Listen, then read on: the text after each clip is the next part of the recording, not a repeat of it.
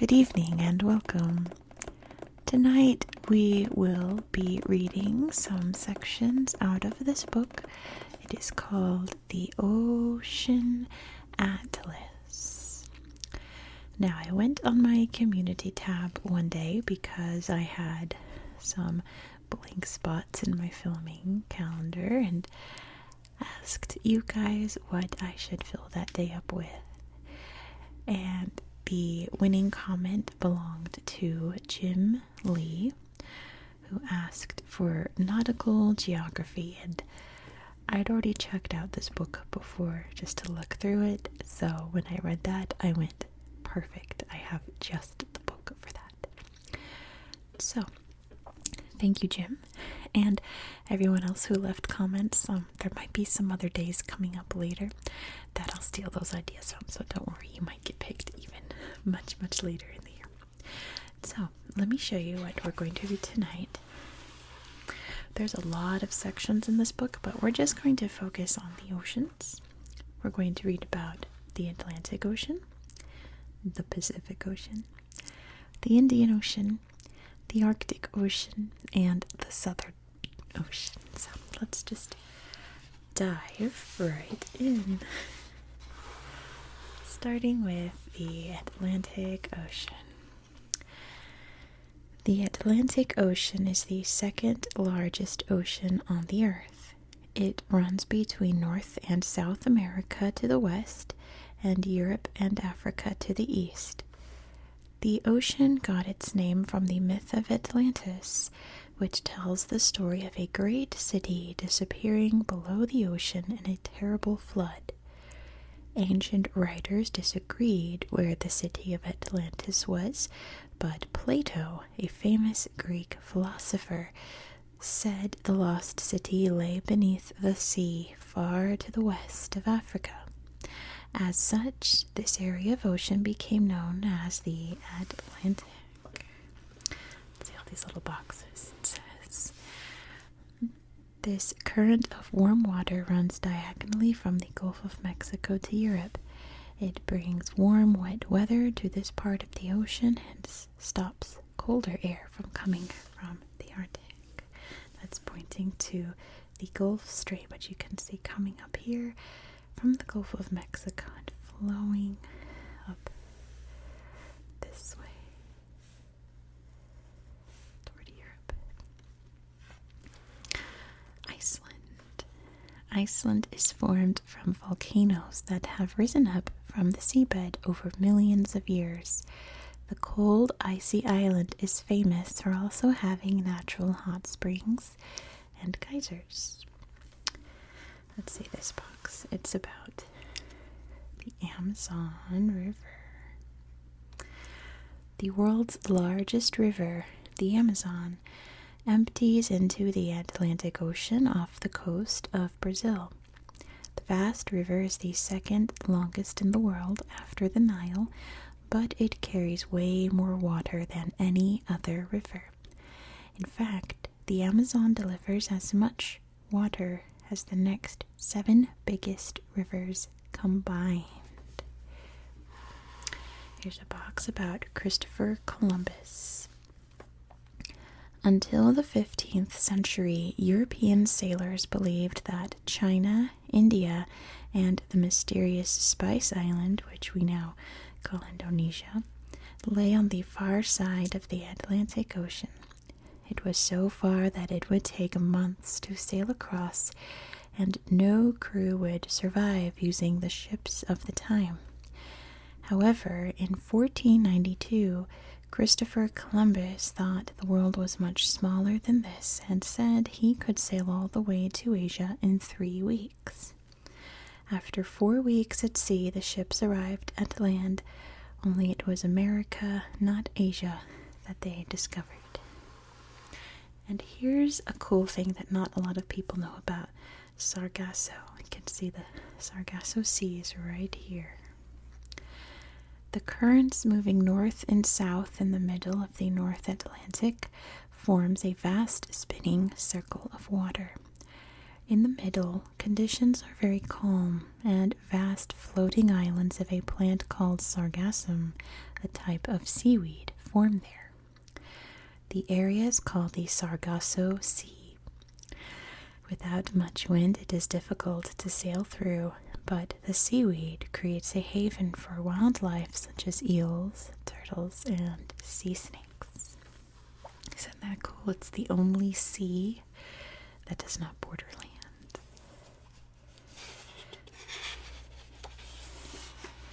Next, we'll look at the Pacific Ocean.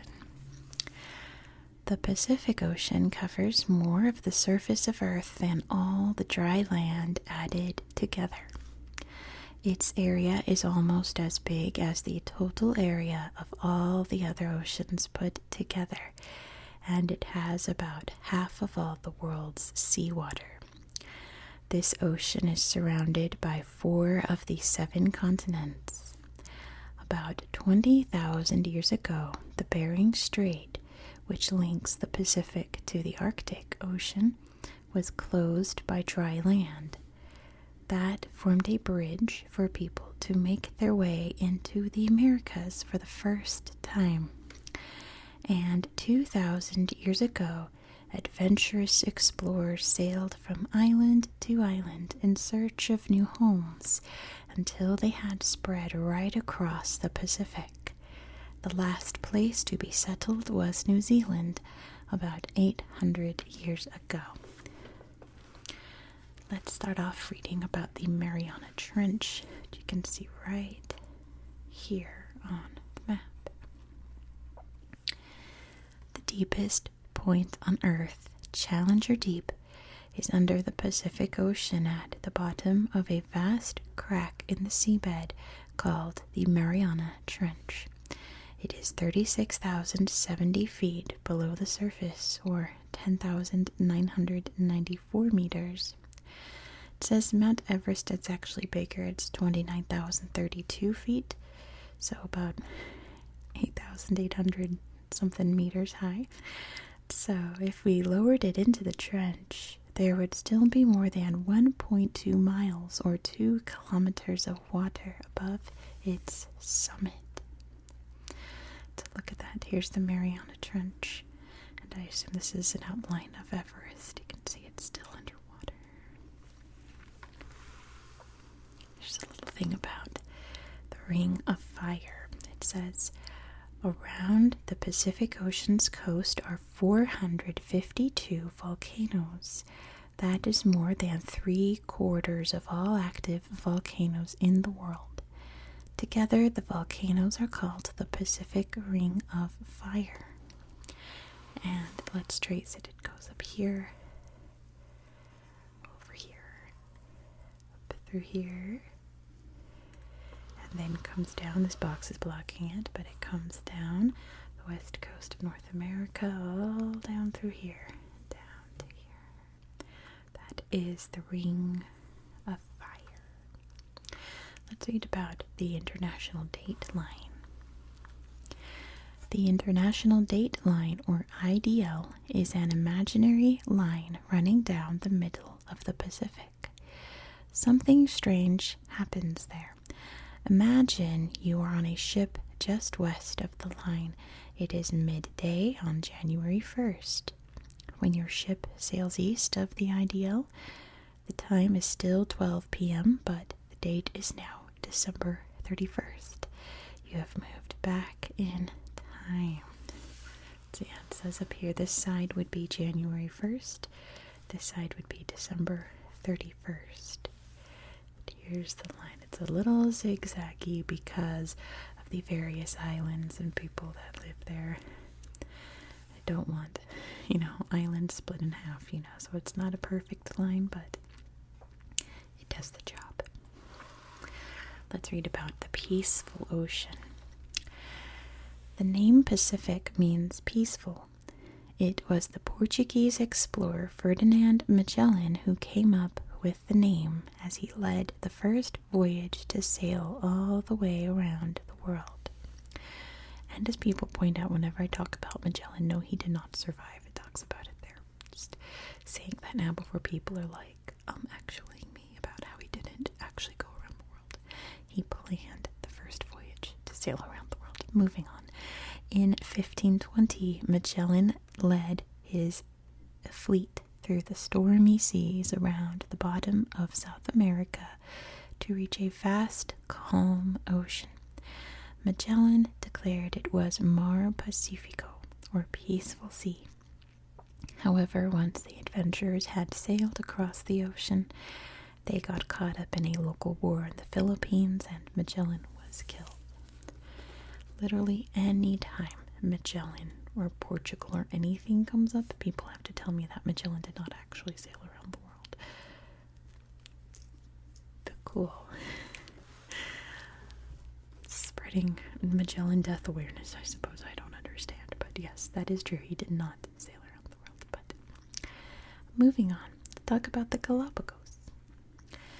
Formed from the lava left behind by undersea volcanoes, the Galapagos Islands are home to some unusual animals, including iguanas and penguins that live 5,600 miles or 9,000 kilometers from Antarctica.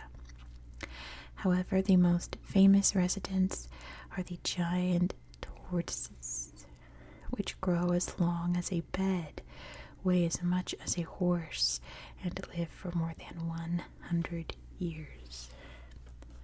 Very cool. The muddy Galapagos Islands.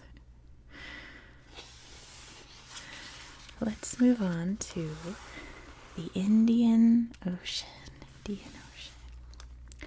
The name Indian Ocean dates back to the days of ancient Rome. In those days, geographers did not really know what lay to the east of their empire.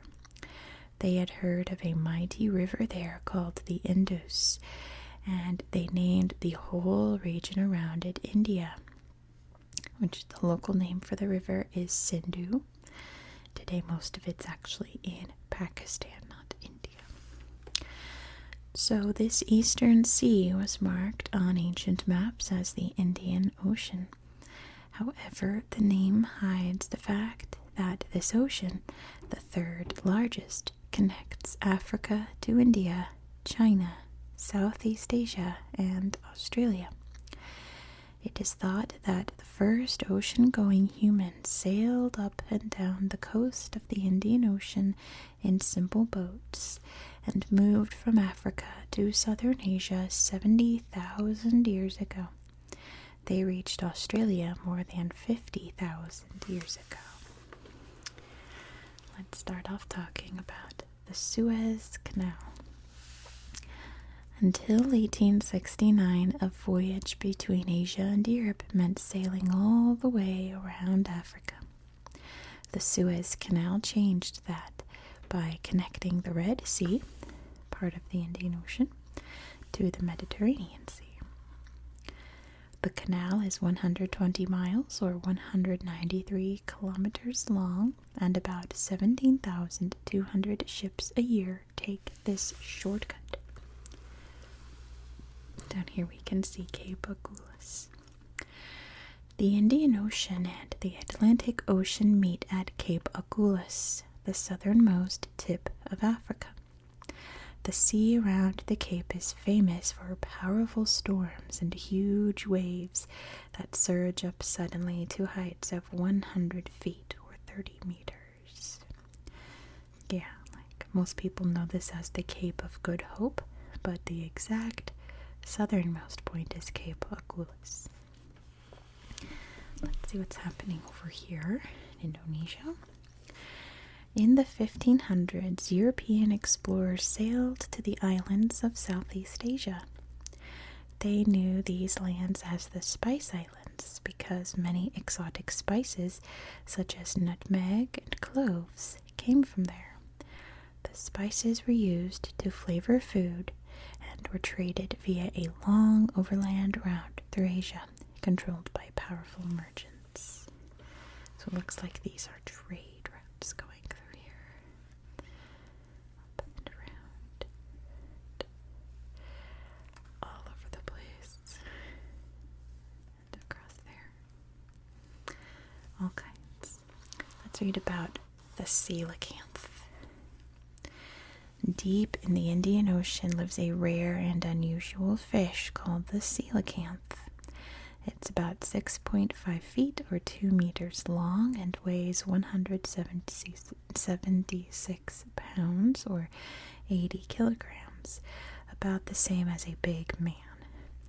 The coelacanth lives among the rocks of the deep ocean floor and spends the days in underwater caves. It can swim, but also gets around on the seafloor using its sturdy fins. The coelacanth's fins are made of thick bone, similar to our arms and legs. In fact, the coelacanth is the last surviving relative of the fish that evolved around 350 million years ago into today's land animals, including mammals like us. How neat is that? Coelacanth is a dinosaur fish, and it doesn't mention it here, but people thought for a long, long time that these guys were dead as like the dinosaurs, right? But they were rediscovered in, I think, the 1970s. About down here. Over here. Like this area. So you'll find coelacanth. Let's read about monsoons.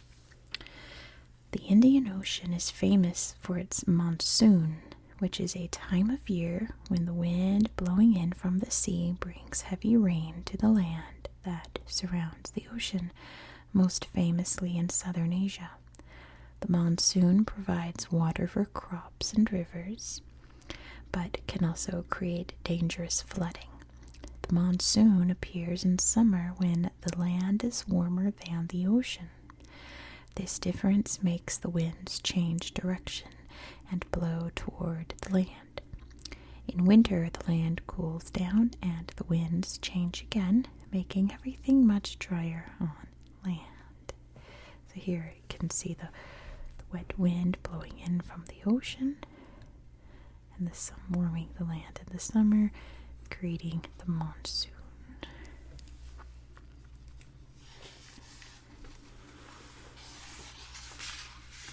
Let's move on to the Arctic Ocean. Arctic.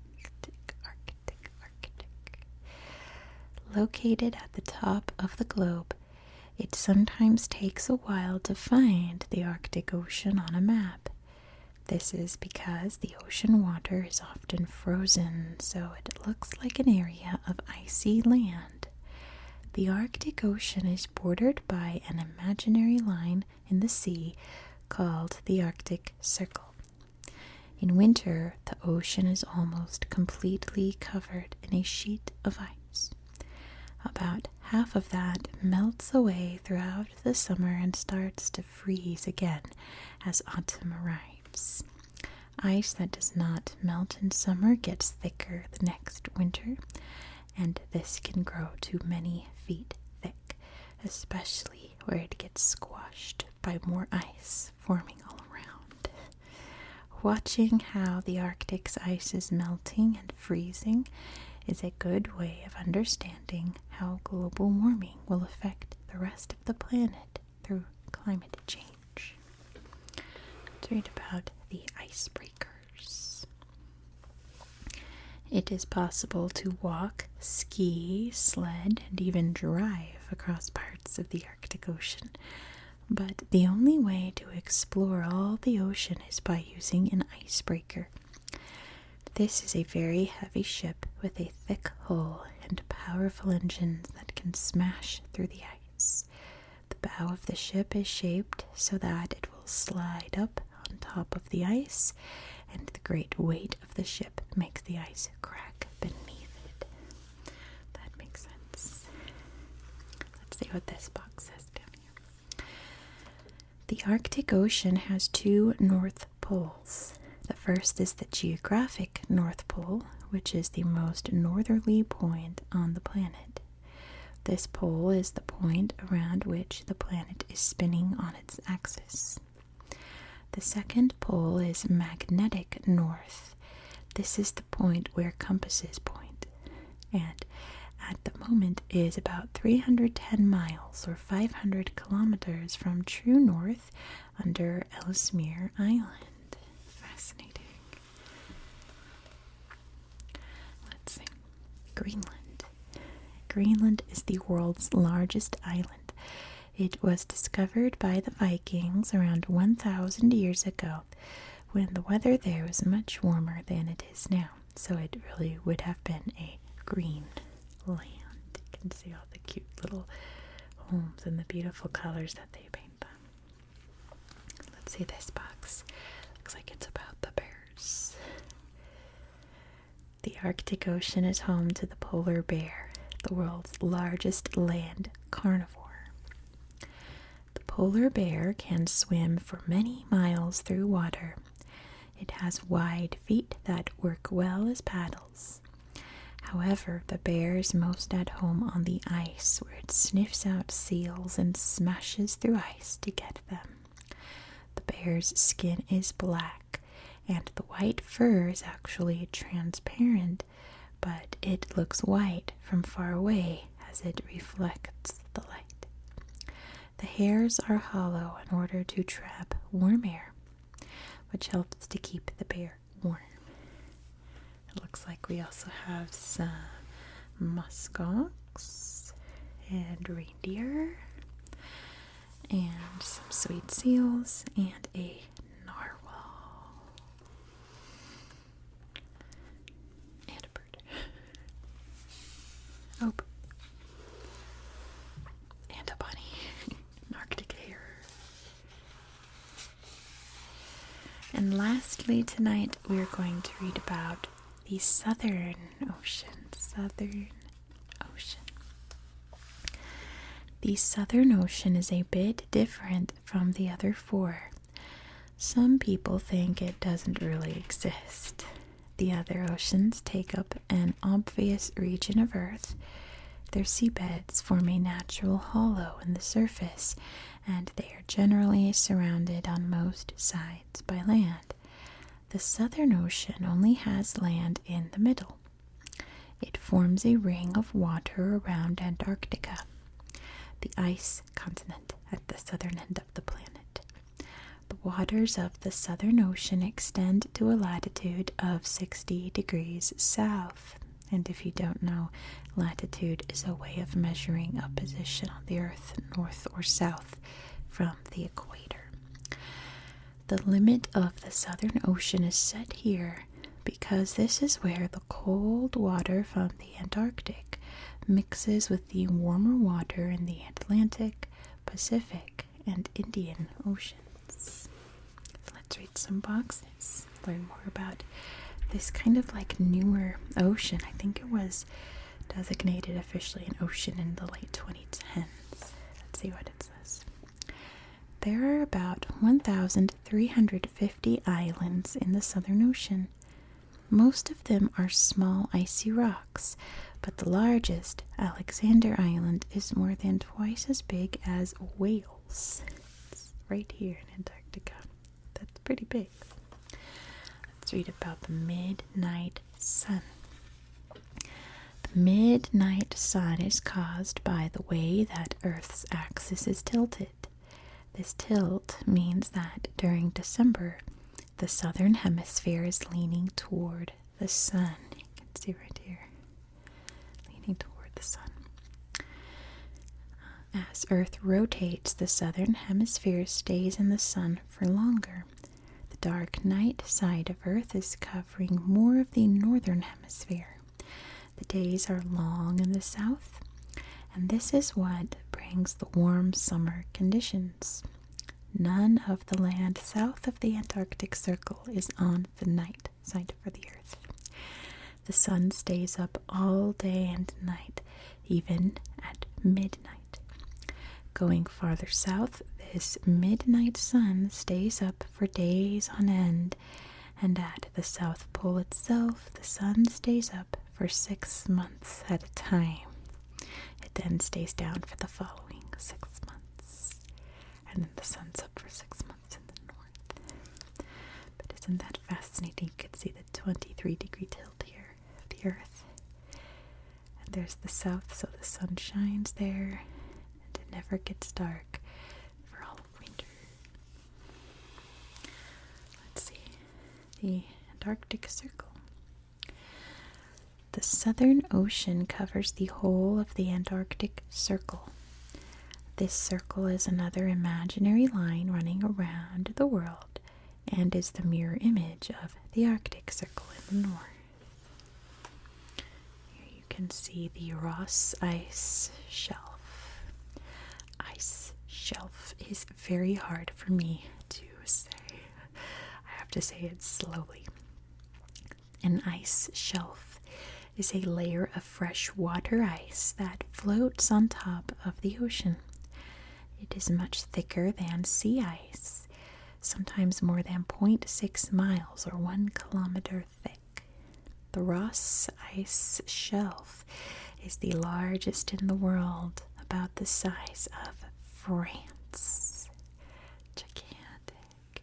Never really think about just how big Antarctica is. It's pretty massive, isn't it? Let's read about my favorite bird, the penguins. The Southern Ocean is where most of the world's penguin species live. These birds use their wings as oars for paddling through the water. Their feathers are small and wiry to make a waterproof coat that traps air like a blanket. This keeps the birds warm. A layer of blubber under their skin also helps keep the cold out, and it works like a life jacket, keeping the penguins afloat in the ocean.